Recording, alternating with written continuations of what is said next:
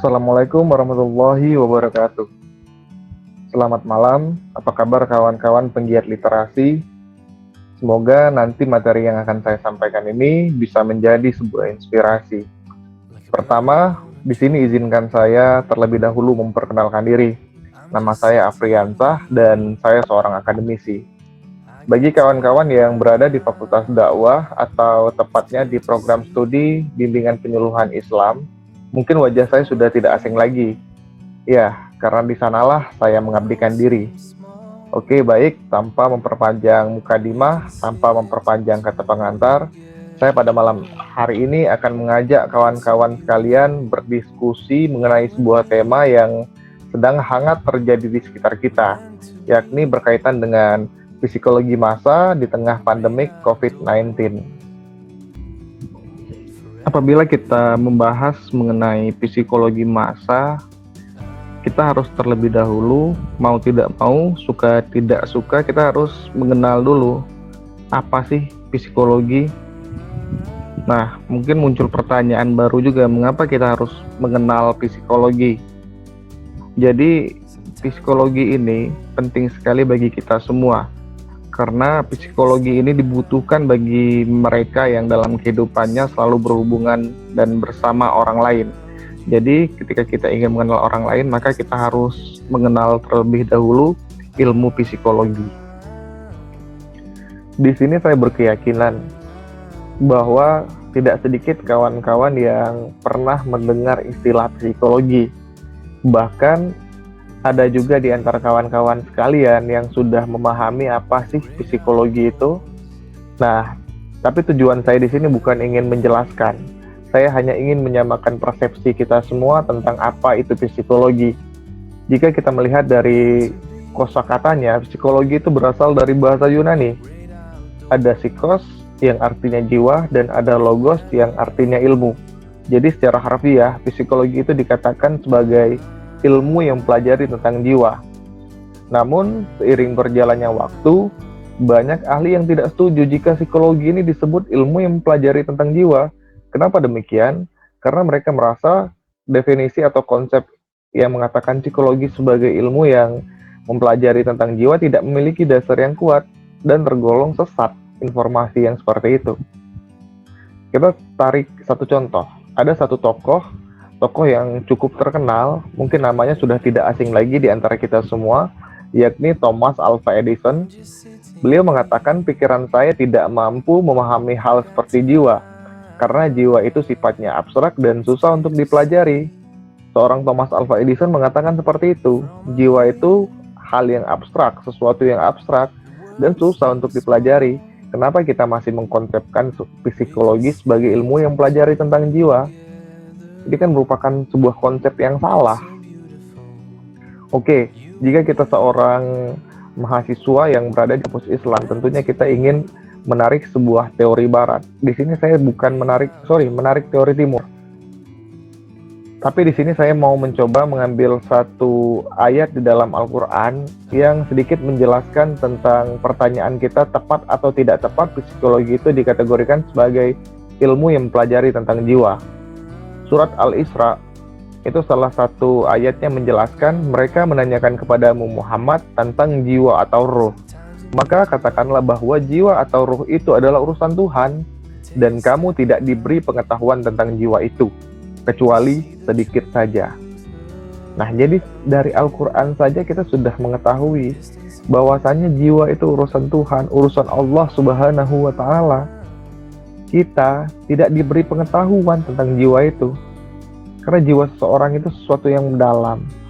Tapi kita hanya diberi sedikit saja pengetahuan tentang jiwa, yang mana yang sedikit itu dinamakan sebagai indikator kejiwaan atau lebih tepatnya dikenal dengan perilaku.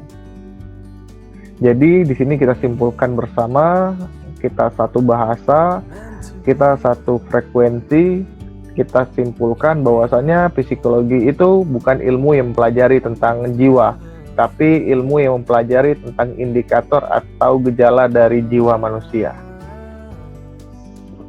Pada hakikatnya, tingkah laku manusia itu sangat luas, semua yang dialami dan dilakukan manusia merupakan tingkah laku. Semenjak bangun tidur sampai kita tidur kembali, itu dipenuhi oleh berbagai tingkah laku.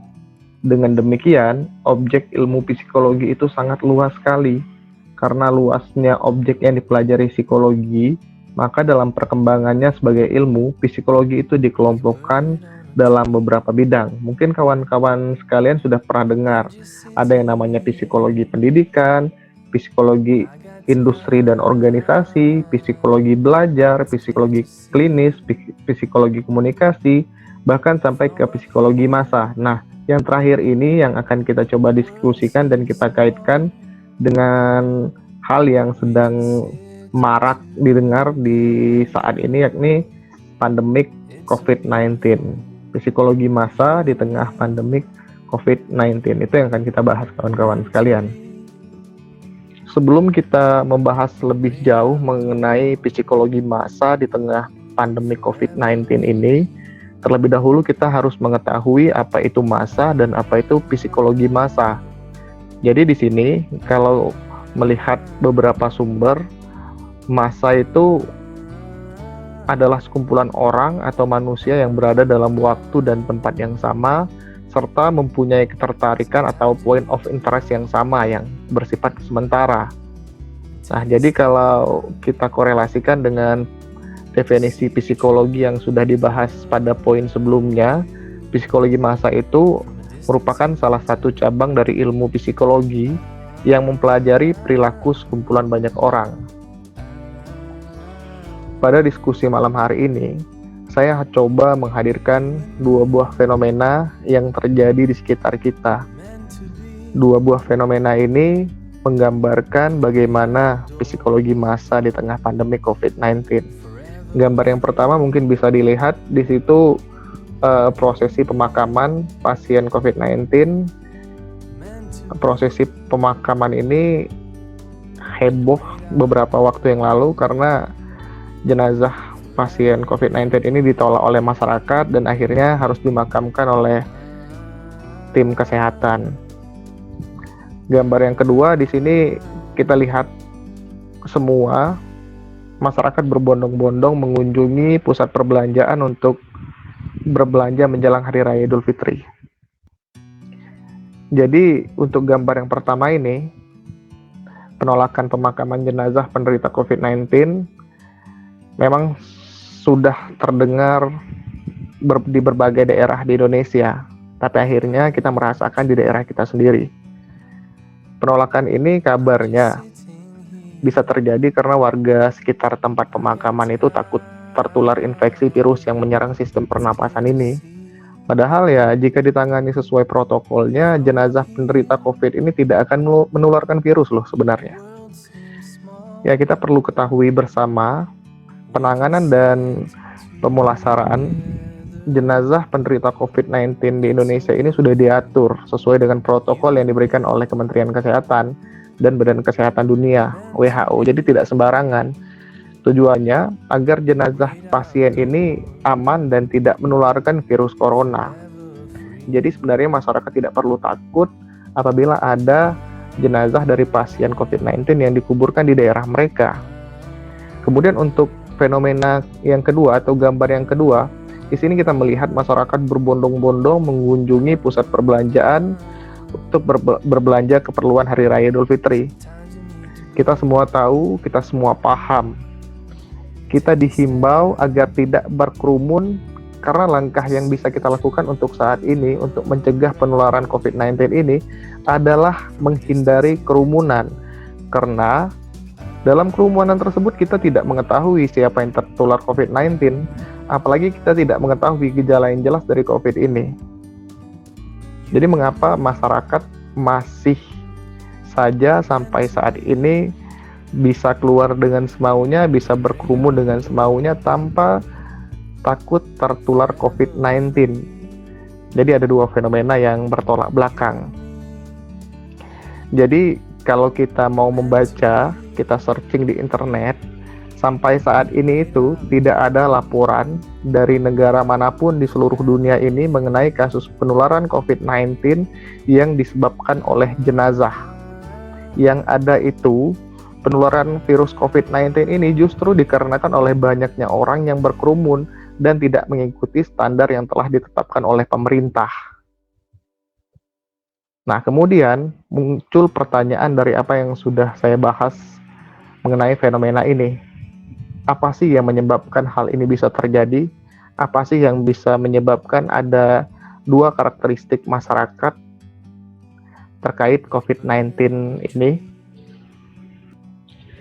Mungkin dari fenomena yang sudah saya paparkan sebelumnya ini, kawan-kawan sekalian memiliki berbagai macam persepsi, memiliki berbagai macam jawaban, memiliki berbagai macam tanggapan mengenai mengapa bisa terbentuk dua kondisi psikologi massa yang berbeda dan cenderung salah dalam menanggapi COVID-19. Tapi pada kesempatan kali ini, saya juga ingin mencoba menjawab mengapa hal demikian bisa terjadi secara rasional. Akan saya coba kaitkan dengan salah satu teori psikologi mengenai mengapa hal ini bisa terjadi. Ada beberapa teori psikologi yang bisa dikaitkan dengan fenomena yang saat ini terjadi. Tapi saya lebih tertarik untuk mengaitkan teori behavioristik terhadap respon masyarakat yang berbeda-beda dalam menanggapi COVID-19. Jadi di sini, teori behavioristik ini merupakan teori perubahan perilaku, di mana dalam teori ini dijelaskan perubahan tingkah laku merupakan akibat dari adanya interaksi antara stimulus atau rangsangan dengan respon atau tanggapan. Teori ini juga dikenal dengan teori stimulus respon. Jadi kalau kita kaitkan berbicara mengenai fenomena yang terjadi di lingkungan sekitar kita beberapa waktu ini, jelas jika stimulusnya adalah virus COVID-19. Kita semua mendapatkan stimulus yang nyaris sama. Jelas ini akan menjadi stimulus yang nantinya akan berubah menjadi respon atau perilaku atau psikologi massa pada saat ini.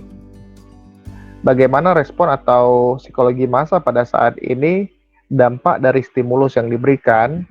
Ternyata ada dua respon yang kita ketahui. Hal ini dilihat dari fenomena yang telah dijelaskan pada poin sebelumnya.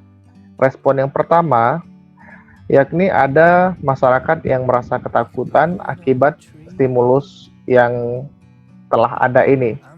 Dan respon yang kedua, ada juga masyarakat yang tidak peduli atau tidak ada ketakutan sama sekali dengan virus ini. Nah, pertanyaan yang muncul itu, mengapa stimulus yang sama bisa menghasilkan respon yang berbeda pada masyarakat? Jelas stimulusnya sama, tapi responnya berbeda-beda. Oke, di sini satu hal yang tidak boleh kita lupakan, di antara stimulus dan respon, itu ada dua faktor yang mempengaruhi. Yang pertama, faktor penguatan, dan yang kedua adalah faktor tingkat kognitif. Hal ini yang menyebabkan perbedaan respon dari satu stimulus yang telah diberikan. Baik, kita sekarang bicara di faktor yang pertama, yakni faktor penguatan. Faktor penguatan ini merupakan apa saja yang dapat memperkuat timbulnya respon atau perilaku pada masyarakat. Contoh faktor penguatan dalam permasalahan yang sedang kita bahas, misal pemberitaan media yang terus-menerus mengenai bahaya dan peningkatan angka COVID-19, tentu hal ini akan menghasilkan respon masyarakat yang akan lebih berhati-hati dalam berperilaku agar tidak tertular oleh COVID-19 ini. Masyarakat bisa menghindari kerumunan dan lain sebagainya. Faktor yang kedua ini adalah faktor yang berpengaruh dalam teori behavioristik. Faktor ini adalah tingkat kognitif. Jadi menurut para ahli, stimulus yang sama itu akan menghasilkan respon yang berbeda-beda, dan hal ini ditentukan oleh tingkat kognitif. Dari apa yang sudah disampaikan sebelumnya, kita bisa menarik sebuah kesimpulan mengenai bagaimana kondisi psikologi massa di tengah pandemik COVID-19 ini. Ada kelompok masyarakat yang memiliki rasa ketakutan terhadap virus corona, dan ada juga kelompok masyarakat yang tidak peduli atau tidak memiliki ketakutan sama sekali terhadap virus corona ini.